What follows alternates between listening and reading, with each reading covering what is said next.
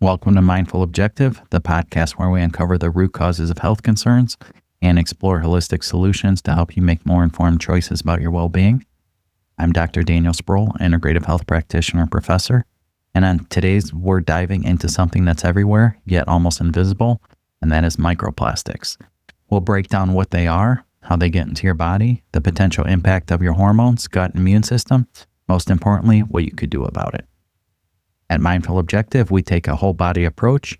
We connect environmental toxins like plastics to the systems of the body because real health is more than just diet and exercise. It's about reducing what burdens your body so it can thrive. A quick medical disclaimer. This podcast is for informational and educational purposes only. We do not diagnose, cure, or treat any illness or disease. So let's get into it. So what are microplastics and where are they hiding? Let's start at the beginning. What exactly are microplastics? Microplastics are tiny plastic fragments, fibers, and beads that are less than 5 millimeters long.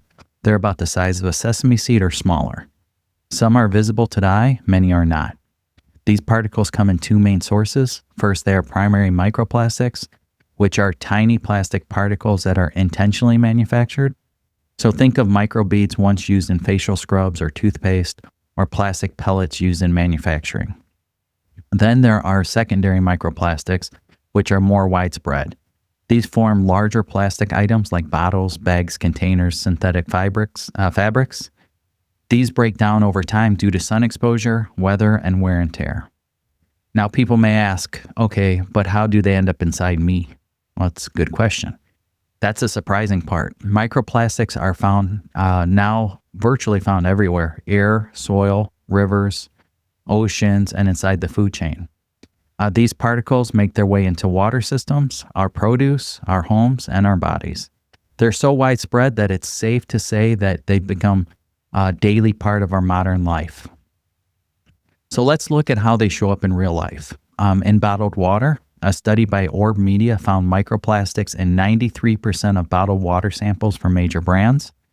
Some bottles had hundreds, yes, hundreds of microplastic particles per liter. Then we have tap water. This is not immune. Microplastics have been found in municipal water supplies all over the world. Seafood, especially shellfish like mussels, clams, and oysters. These animals filter large volumes of water and often ingest microplastic particles. Then they pass it to us when we eat them. They also been found in fruits and vegetables. Research from 2020 found microplastics inside carrots, apples, and lettuce. These particles may be absorbed through the roots from contaminated soil or water. It's found in household dust. A surprising but significant source, microplastics shed from textiles, upholstery, and plastic-based furniture. This can float in the air and settle into dust, which we inhale and accidentally ingest, especially in children. Salt and honey, both natural products that become contaminated during harvesting, processing, and packaging. It's estimated that the average person may be consuming 50,000 to 100,000 microplastic particles each year through food and drink. And that number doesn't even include what we breathe and absorb through the skin or via contact. One widely cited study even estimated that humans may ingest about a credit card's worth of plastic every week. Now you may be wondering, if they're so small, do they really matter?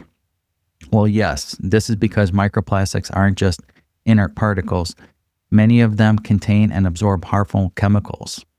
These include phthalates, which are plasticizers used to make plastics more flexible. BPA or related compounds, these are found in containers, receipts, and can be in linings of material. Heavy metals like cadmium and lead. Pesticides and industrial pollutants that cling to plastic surfaces. Flame retardants, these are used in electronics and synthetic fabrics. So these chemicals are known to disrupt your endocrine system, which is your hormones. This causes oxidative stress and interfere with detoxification of the systems and the body. Some are linked to developmental disorders, fertility issues, obesity, cancer, and immune dysfunction. So from an integrative health perspective, we always think in the terms of load and resilience. Your body is designed to detoxify, but if it's designed to handle natural occurring stressors, not a nonstop stream of synthetic chemicals and pollutants from our environment. So think of your health like a bucket. Every toxin, microplastic, pesticides, food additives, stress, mold exposure is a drop in that bucket. Eventually, if enough drops go into that, nothing can be taken out. The bucket overflows. And Dr. Capral has this as the rain barrel effect. It's a great book to get. So that overflow shows up as symptoms. This may be fatigue, brain fog, headaches, hormone imbalances, digestive problems, or even skin issues. Microplastics might not be the single cause, but they're one of the contributors filling your bucket. And here's the even thing that's trickier. Microplastics don't always act alone. They often work in synergy with other environmental toxins, amplifying the damage. For example, a plastic particle floating in the ocean water can absorb pesticides and petroleum residue.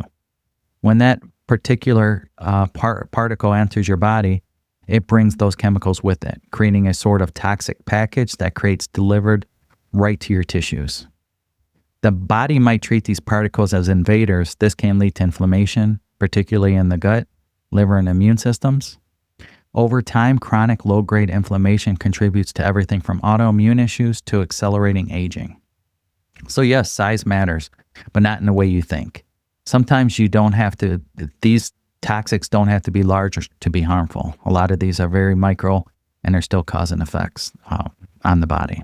So the cumulative exposure of microplastic and chemicals they carry is what concerns us as in the holistic health side of things.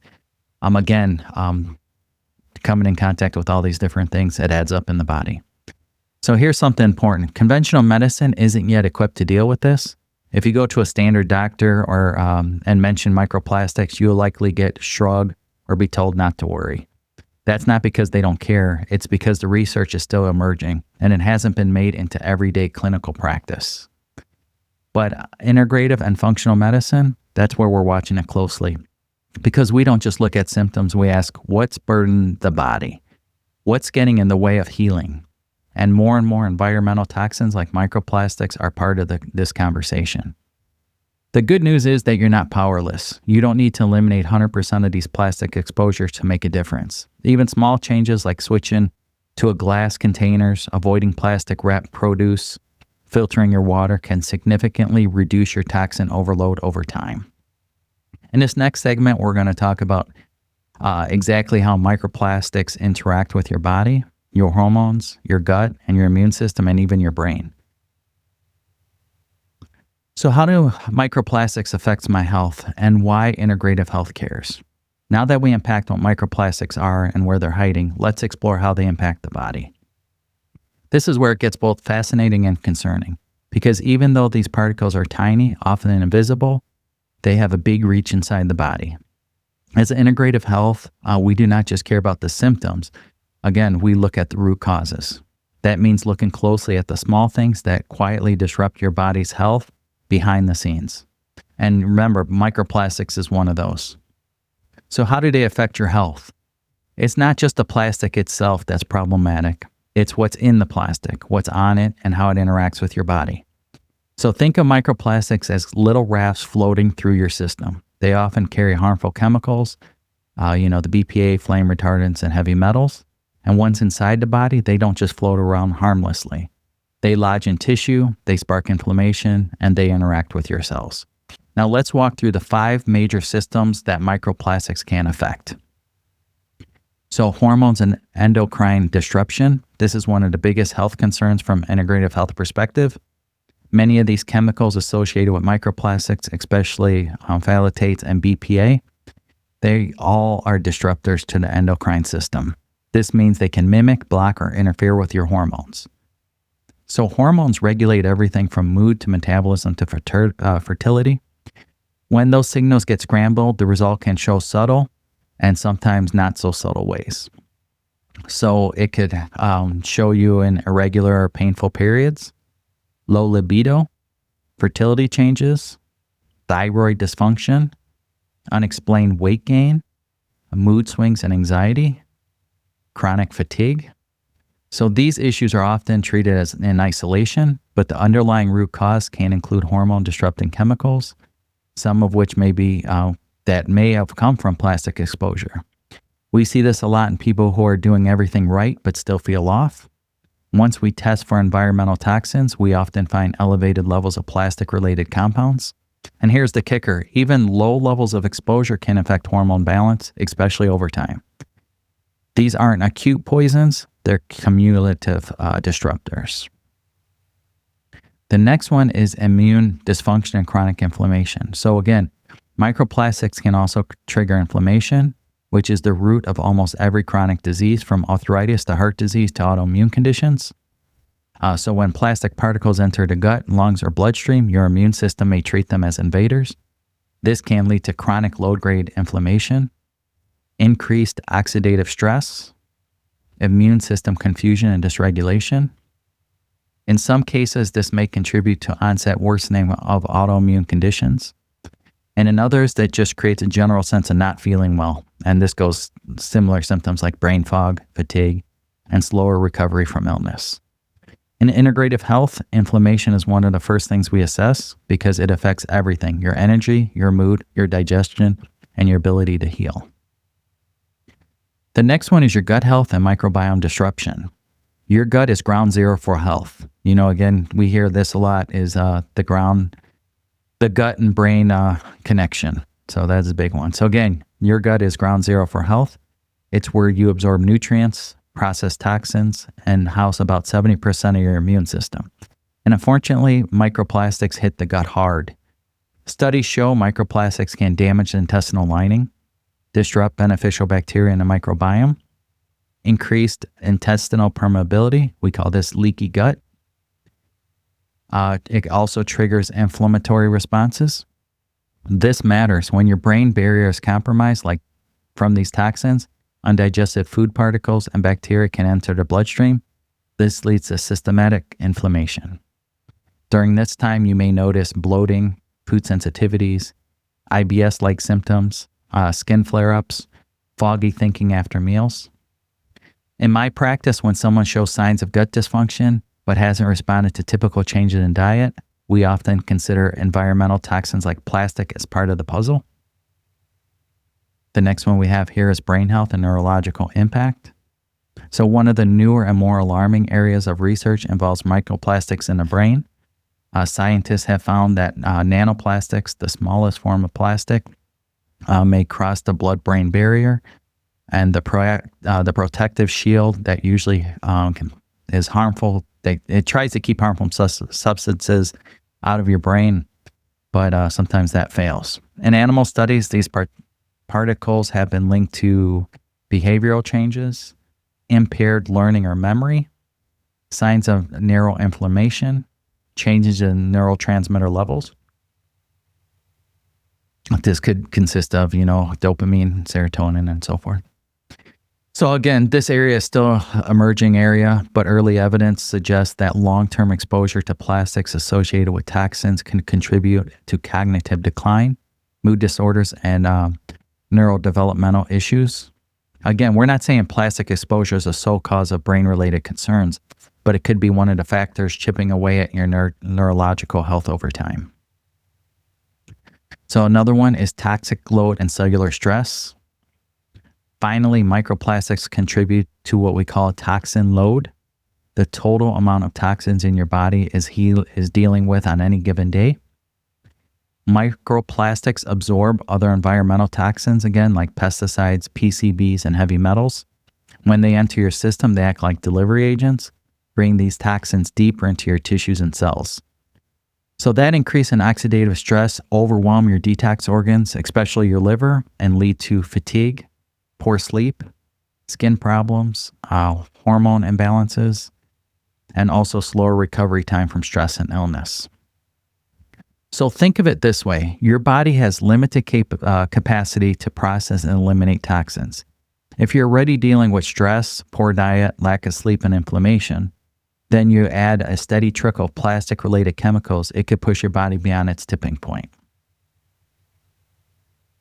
So what's this meant in real life? Well, let's bring it all together. In integrative health, we often meet people who are doing everything right, but still don't feel their best. They're eating clean, exercising, taking supplements, but something still feels off. That's when we dig deeper, and often we uncover underlying burdens like mold exposure, heavy metals, and yes, plastic toxins. Again, the goal here isn't fear, it's informed awareness. Again, we're all about education. You're not going to eliminate 100% plastic exposure, and no, that's okay. There's nothing perfect out there, especially in this world. But by understanding how these particles affect your system, you can make changes that reduce your load and support resilience. So in this next segment, I'll walk you through how we actually test for microplastics, the toxins in the body, and what those tests reveal and how they fit into your holistic wellness plan. So can we test for microplastics? And yes, you want to understand your exposure.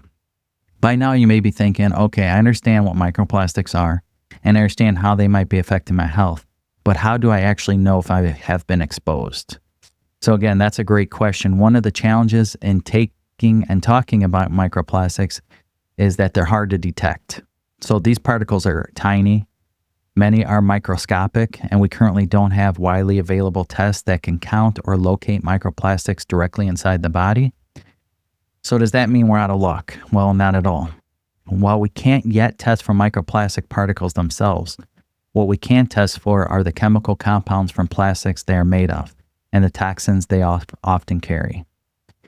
Again, these include the phthalates, BPA, flame retardants, and other persistent organic pollutants, which are POPs.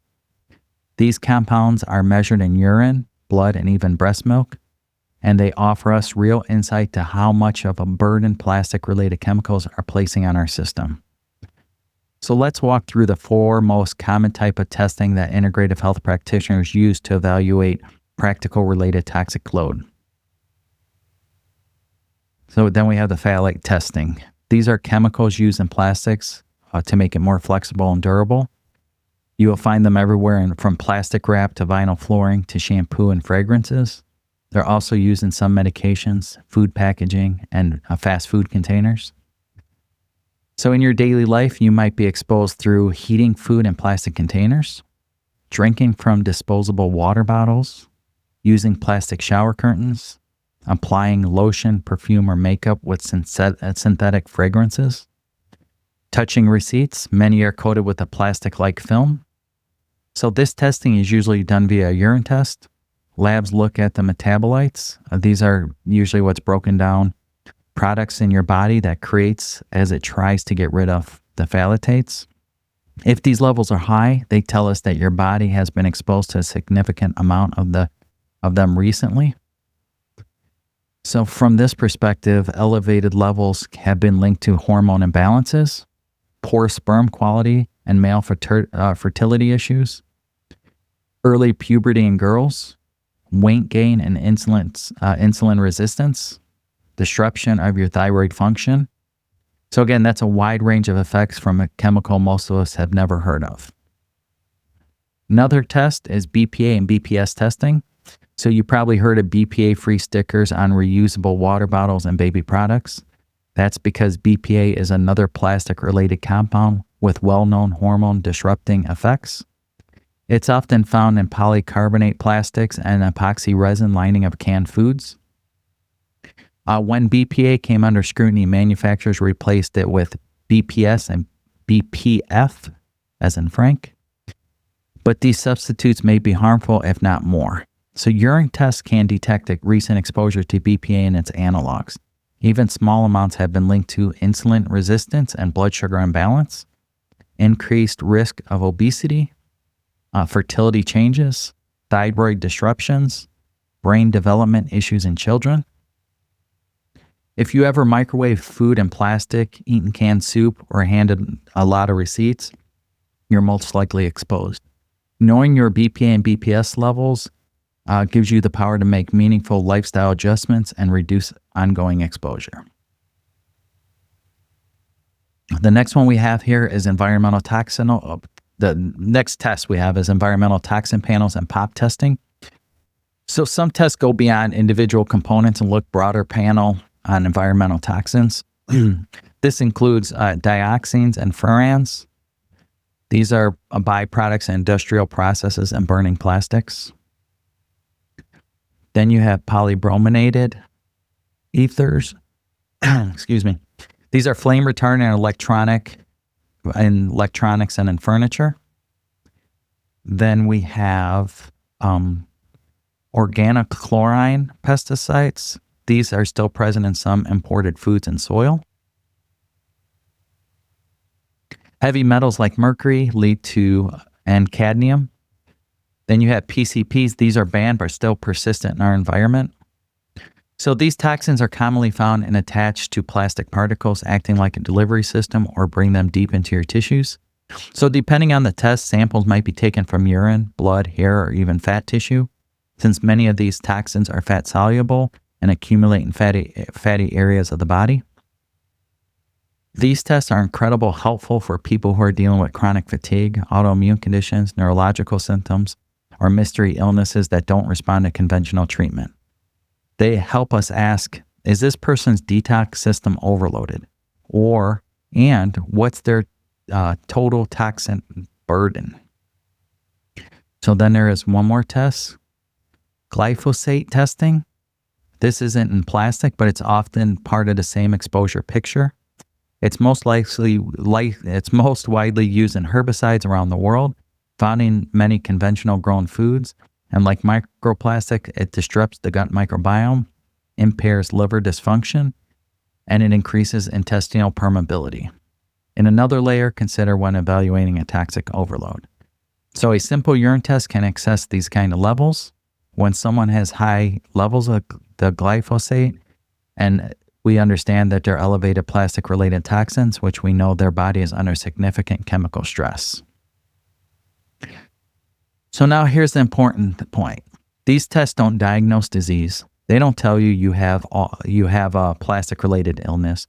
What they do tell you is whether your body is carrying a heavy burden of chemicals associated with plastics. That's incredible, useful in integrative medicine, where we are looking at stressors that interfere with healing, energy, immunity, and hormone balance.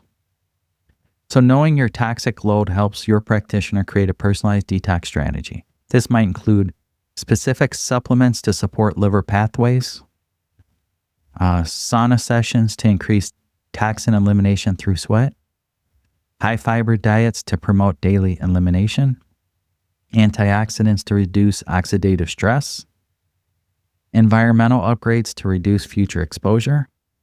So these labs are FDA compliant, scientifically validated, and widely used in functional and integrative clinics around the world. They're also safe and non-invasive, usually just a simple urine or blood test. So by interpreting them correctly, this is where it matters. You'll want to work with your practitioner who understands how these chemicals work in the body and how they support your detox process without overwhelming your system. So again, you don't have to guess when it comes to these kind of things. There are tests out there. And you don't have to wonder whether microplastics are affecting your health. Again, thanks to modern lab testing, you can measure your exposure to the compounds most closely related to plastics, and then you're empowered to take action.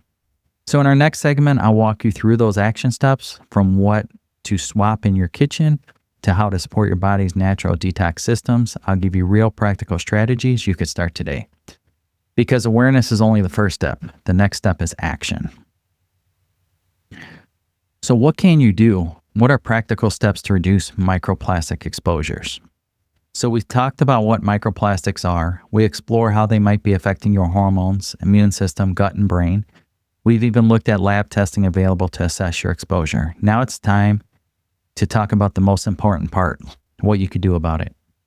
Because here's the truth. We can't live in a plastic-free world, at least not yet. We can't take meaningful steps to reduce our daily exposure.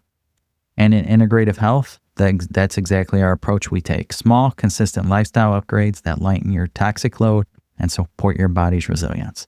That's why when it comes to working with a practitioner, we always suggest a minimum 3 to 6 month commitment, and that is because things take time. So we want to, adjust as we go along the way. We work to provide information and, take actionable steps, but work with you hand in hand to understand how your body's adjusting and what we could do to improve that. So let's break this down to 7 simple, doable categories. As I walk through them, think about one thing you could start this week. That's all it takes to begin shifting your environmental and your health. So number 1, rethink your containers. This is a big one. Your kitchen is one of the easiest places to start reducing plastic exposure. Many people still use plastic containers for storing food, reheating leftovers, and packaging lunches. The problem is plastics can leach harmful chemicals into your food, especially when heated. So try these swaps. Use glass or stainless steel containers instead of plastic Tupperware. And if you go to our website, mindfulobjective.com, you will see under shop our recommendations for different kind of containers that are out there. I think a lot of those are through Amazon. So if you shop at Amazon, again, feel free to go to mindfulobjective.com and just click on shop, and then you should see our recommendations in there. So choose silicone lids, beeswax wraps, and reusable cloth wraps instead of plastic wrap or aluminum foil. Opt for mason jars to store dry goods, leftovers, and even beverages. So these are small changes, but they make a difference over time, especially if you're storing food daily. The next thing you want to do is upgrade your water. So again, water is essential to our life, but it's also surprisingly source of microplastics exposure. Both bottled water and tap water have been found to contain microplastic particles. So again, it's just not in the bottles, it's in the water itself. So what can you do? Invest in quality water filter. Look for systems with carbon block technology, reverse osmosis, NSF certifications for removing microplastics, chlorine, and heavy metals. Avoid single-use plastic bottles. Instead, use glass or stainless steel water bottle that you could refill. If you're on a budget, even a basic pitcher filter is better than nothing. It can reduce common contaminants and improve taste.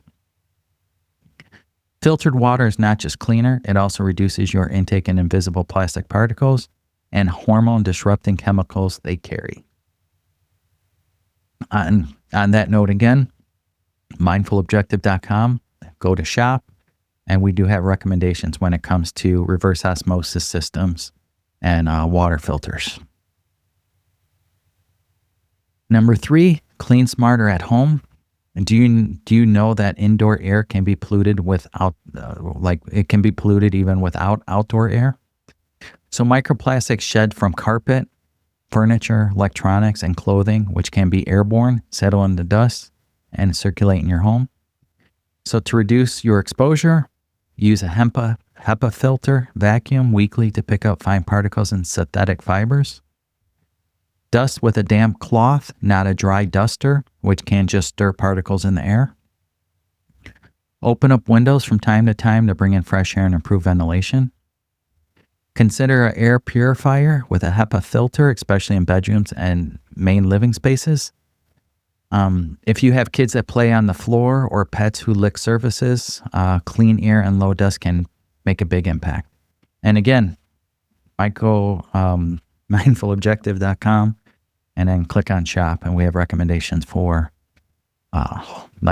fresh air filters and just many different things that talk about these topics. But there are some recommendations on there with the whole house air purifiers. So we do have them in all of our bedrooms, in the living room, kitchen area. Definitely you'll see a difference. You can buy one of those, let it run 24 hours a day. In a few weeks, take it out and see that filter, and you're able to a lot of times wash those filters.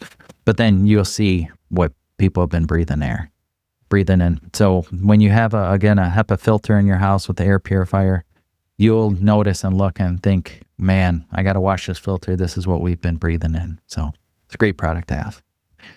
So the other thing you want to do is reevaluate your wardrobe. Most clothing today is made of synthetic fibers, polyester, nylon, acrylic. This shed tiny microfibers every time you wear or wash them.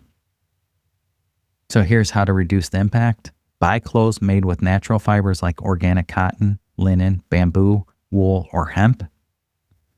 Wash synthetic clothes less frequently and use cold water when possible.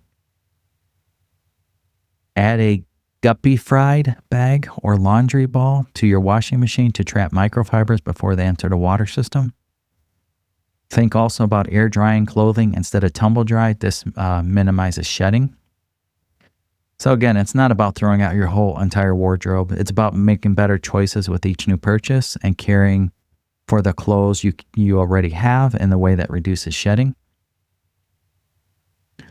The fifth one is detox your bathroom products. Many personal care products contain microplastics or plastic-derived ingredients. Look at the ingredient label. If you see words like polyethylene or polypropylene, that's a red flag. These tiny particles can enter your body through your skin or water supply. To clean up your routine, choose products that come in glass jars or compostable packaging. Look for labels that say microplastic free or EWG verified. Go fragrance free or use brands that rely on natural essential oils for scent. You may see these, lemon oil, what was the other one? Obviously, my brain is blank right now. But there's a few out there, right? Brain went blank.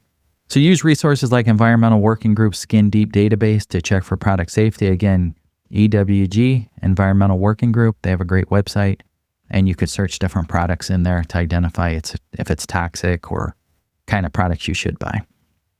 So swapping out a few key items like your lotion, face wash, or deodorant can significantly reduce your chemical load over time. Number 6, you want to support your natural detox pathways. So your body already knows how to detox, but it needs the right conditions to do so efficiently. Rather than turning to extreme cleanses or detox kits, focus on daily habits that help body eliminate toxins gently and consistently. Eat cruciferous vegetables like broccoli, kale, cabbage. They support liver detox. Get plenty of fiber from foods like chia seeds, flax, beans, and leafy greens to support bowel regularly. Drink enough water. You want to make sure this is clean, filtered water to flush out toxins through urine and sweat. Try dry brushing and lymphatic massage to stimulate lymph flow. Move your body daily. Walking, rebounding, or yoga can help circulation and detox. Consider infrared sauna sessions if available to encourage sweating and toxic release through skin. You also want to prioritize quality sleep. This is when your brain and body repair and reset. So when you detox your organs like liver, kidneys, lymph, and skin and are supported, you become more resilient to environmental stressors like plastics. And we do also offer through Mindful Objective detox protocols to help, it's supplement-based, where you get all your nutrients, you detox your body, your liver, and so forth. So if you're interested in a detox kit, again, reach out to mindfulobjective.com/contact us. Reach out. We can provide recommendations when it comes to detoxification. The next thing you want to do is be a conscious consumer. So every purchase is a vote for your health and for the planet. Start asking questions. Can I buy this item without plastic packaging? Is there a reusable or refillable alternative? Does the company have a sustainability mission? So choose wooden toothbrushes instead of plastic. Say no to plastic straws and utensils. Bring your own bags to the store. Buy in bulk when possible.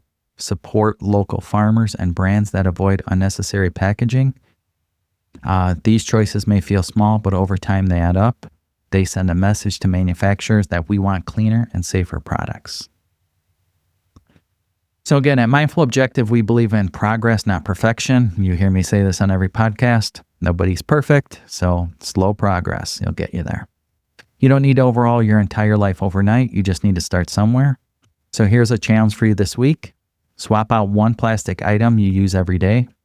It might be a shampoo bottle, your plastic lunchbox, your cling wrap. Pick one and replace it with a better alternative. That's one shift, may seem small, but it signals your body and your brain that you're moving forward toward a less toxic living. Over time, these decisions stack up and lead to real measurable changes of how you feel. So you're not just avoiding something harmful, you're creating a healthier foundation for you and your family. So let's carry that energy moving forward. Let's go on to the listener questions and answers. And I think I have 10 again here. So again, you asked, we're answering. To have your question heard on the air, go to mindfulobjective.com/podcast. You'll see a list of our podcasts, but below, if you scroll down, you will see a form you could fill out and ask a question. And then, don't hesitate. Ask away different topics, what you want to see. And depending on the topic of the show, we'll include your question and answer. So listener question 1, can I completely eliminate microplastics from my life? So probably not completely, and that's okay. Microplastics are widespread in the environment, but you can dramatically reduce your exposure. So you want to take those small steps like swapping out those plastic containers for glass, filtering your water, and choosing natural fiber clothing. Again, these all add up over time. It's not about perfection. It's about lowering your daily burden in manageable ways. And this is where lab testing comes into play. You could take a lab test prior, see what your levels are to, stress and toxins, and make these changes over time, another 6-12 months retest and see how your body changed. Listener question number 2, are microplastics stored in the body, or how do we eliminate them? So some plastic-related chemicals like BPA are processed and eliminated by the body, usually through urine, sweat, and stool. But others may linger longer, especially if your detox pathways are overburdened or undernourished. Again, nutrition. So supporting your body's natural elimination system through hydration, fiber, and liver supporting foods can help. And this is where, again, functional medicine detox, perform a liver detox, to help get out these bad toxins. Listener question number 3, what symptoms might suggest microplastic exposure? So microplastic exposure doesn't usually cause one clear symptom. Instead, it may contribute to a broader issues like fatigue, hormone imbalance, digestive discomfort, brain fog, and skin irritation.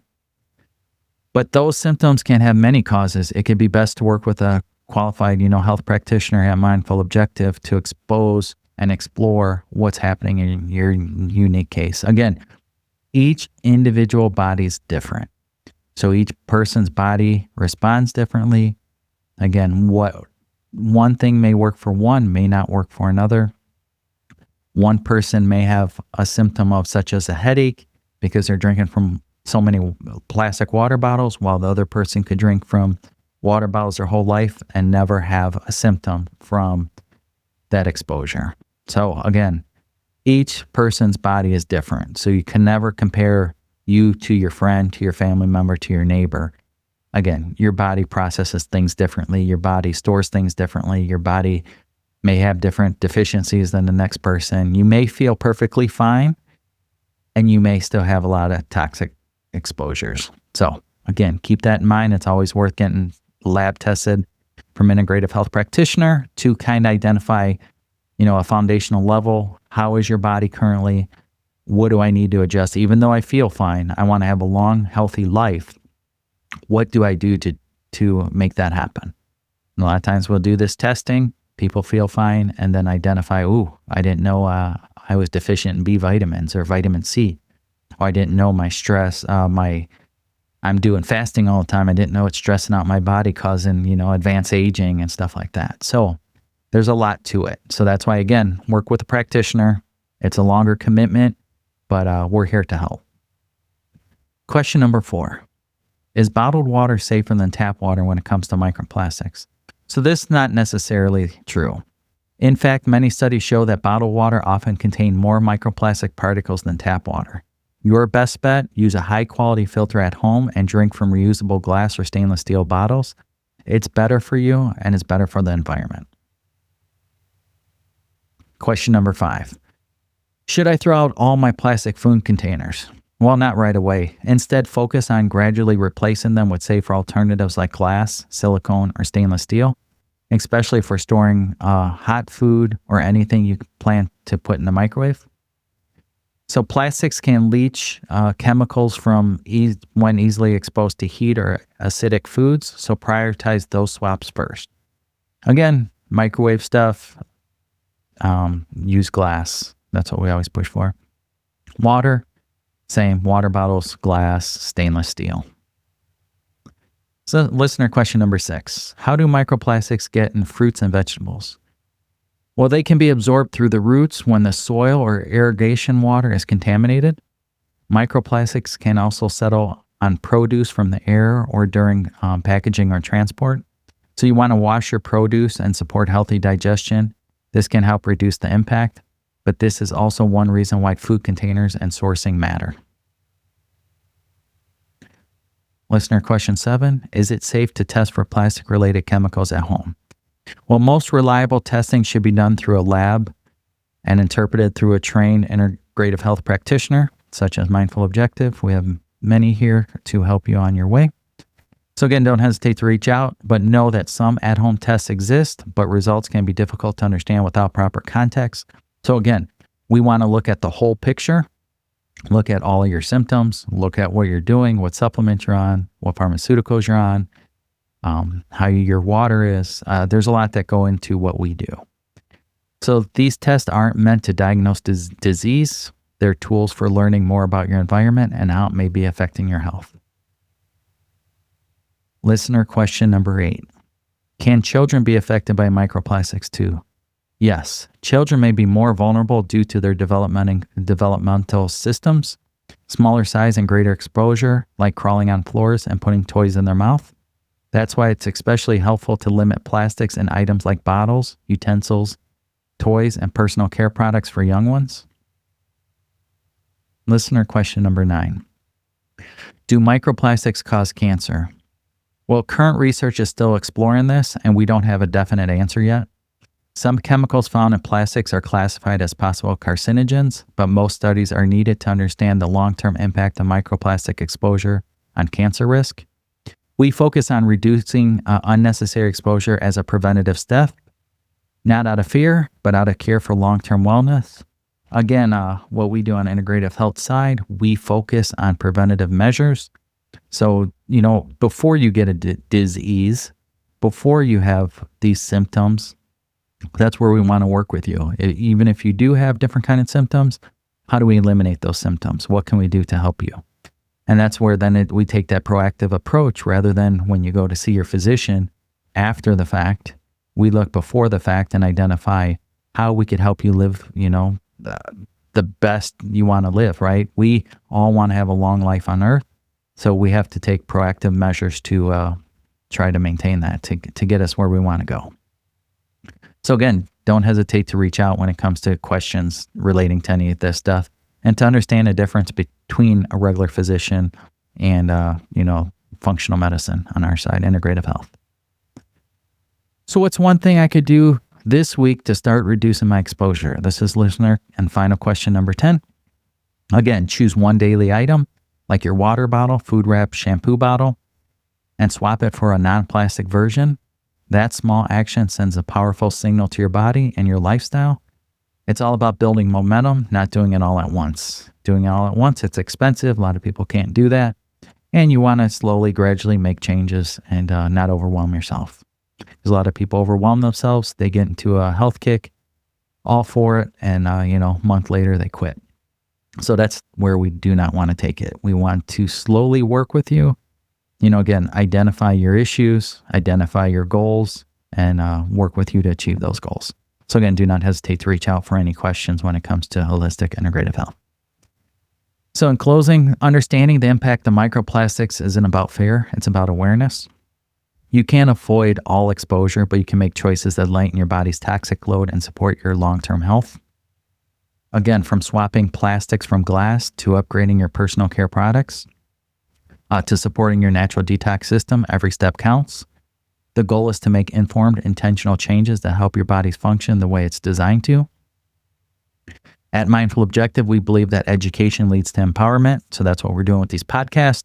We're trying to get that information out there. Not everybody knows this stuff. So what we could do to help whoever we could help, that's our goal. right?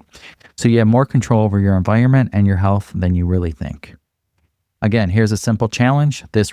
Replace one plastic item you use daily with a safer, reusable alternative. Small shifts will create big momentum.